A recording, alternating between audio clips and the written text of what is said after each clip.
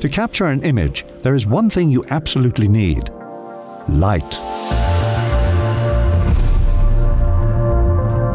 In the previous episodes of the exposure triangle, we learned how the aperture controls the amount of light let into the camera, and that ISO controls the gain or amplitude of the light. But there is one last mechanism involved: the shutter. But light isn't the only thing the shutter affects. It also plays a big role in how motion is captured. And not all motion looks the same. So, how does an image maker use the shutter to control light and motion? This is what is shutter speed. For a complete breakdown on exposure, you'll find a link to download our free ebook, Exposure, the Ultimate Guide, in the description. Be sure to give it a download now. So what is shutter speed and how does it work? Along with aperture and ISO, shutter speed is part of the exposure triangle.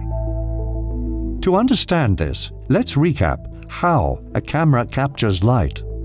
Light enters the lens and passes through the aperture and lands on the film stock or digital sensor to create an image. In between the lens and the sensor is a barrier known as the shutter. The shutter's job is to block light from the sensor. The shutter opens for a predetermined amount of time before shutting. This repeats many times per second. The amount of time the shutter is open is known as the shutter speed, which is usually measured in fractions of a second. For example, a shutter speed of 1/50th lets in light for 1/50th of 1 second. The two direct effects of shutter speed are exposure and motion blur. First, let's talk about exposure. The shutter controls how long the frame is exposed to light. The slower the shutter, the longer the frame is exposed to light, resulting in a brighter image. The faster the shutter, the less light reaches the frame, resulting in a darker image. This is a lot to process. Now, I know this is a lot of information to digest. So, for a complete breakdown of the nuts and bolts, such as mechanical versus digital shutters, rolling versus global shutter, and the role of shutter angle, be sure to check out our companion article that will take you through this step by step. Next most commonly used angle, 180 degrees.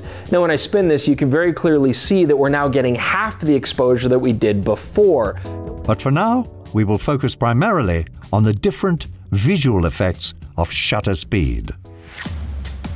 Now, the function of shutter speed in the exposure process is straightforward. But how it affects motion is a little more complicated. See, I'm not a monster. I'm just ahead of the curve. Every motion picture contains some level of motion blur. Faster shutter speeds reduce motion blur, while slower shutter speeds increase motion blur. The most cinematic shutter speed for film and video is found using the 180-degree shutter rule. The 180-degree shutter rule says the shutter speed should be double your frame rate. So, if you're shooting 24 frames per second, then your shutter speed should be set to 1/48th, and so on. But why this ratio? For most of cinematic history, starting in the late 1920s, the industry standard for film has been 24 frames per second, with a shutter angle at 180 degrees. This remained unchanged for decades. Over time, we've become accustomed to this amount of motion blur. It's just what movies are supposed to look like. You look terrible. It's only when filmmakers deviate from this 180-degree shutter rule that we even notice the motion blur. So, let's take a look at how and why cinematographers use various shutter speeds for different effects. starting with slow shutter speeds, anything set above 180 degrees.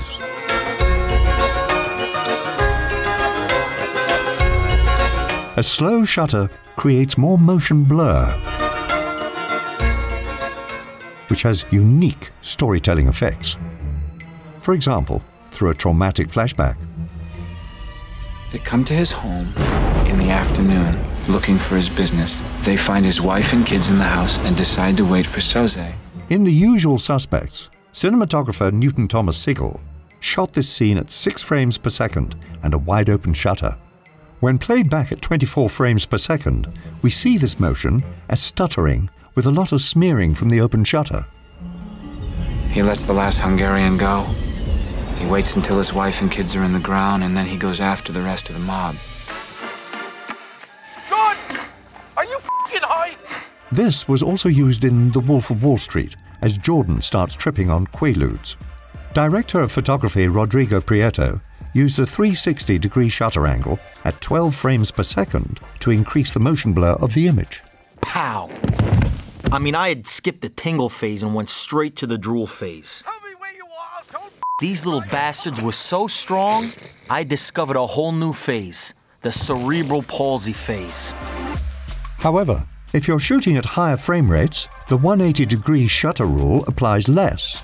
The Hobbit was famously shot at 48 frames per second, but needed a 270-degree shutter to compensate for a more natural motion blur.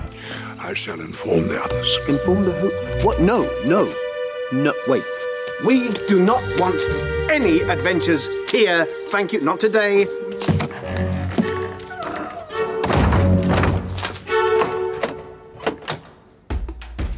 Another reason to use a slow shutter speed is for long exposure shots. We've been talking about shutter speed in fractions of a second, but long exposures can last for minutes at a time. Picasso actually experimented with what are called light drawings by using a small light and a slow shutter. Slower shutter speeds can be a creative way to capture highly stylized shots. Now! On the opposite end, eliminating motion blur has its own unique applications. This is done with a fast shutter speed, anything below 180 degrees.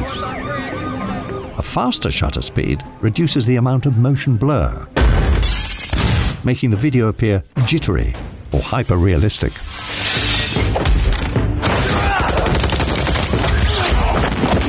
Cinematographers use fast shutter speeds stylistically to amplify intensity or realism. This is commonly used in scenes with a lot of action, often coupled with a handheld camera. Janusz Kaminski, famed cinematographer of Saving Private Ryan, refers to this effect as staccato.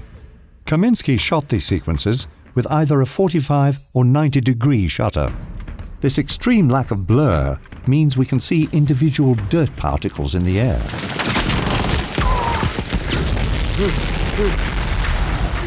Creating a frenzied and chaotic visual experience. Kaminski also used the shutter for a different effect. By offsetting the timing of the shutter so that light hits the frame while it's moving, he was able to create these vertical streaking highlights.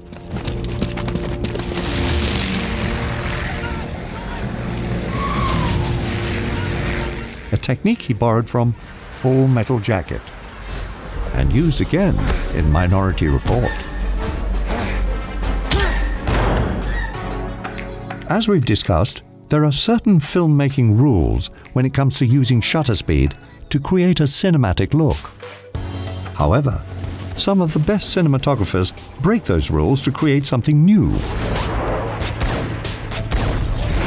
Mastering shutter speed and the exposure triangle as a whole will give you the tools necessary to best tell your story. And if you haven't yet, make sure to download our free ebook, Exposure, the Ultimate Guide, which breaks down the practical lighting scenarios and how each of the 3 settings work in combination. In the next episode of our exposure series, we'll put the entire exposure triangle to the test with a look at real-world scenarios and how to adjust your aperture, ISO, and shutter. What other shutter speed techniques are there? Share your favorites in the comments. We've got new content every week. Click subscribe and ring the bell to find out what we do next. See you in the next episode.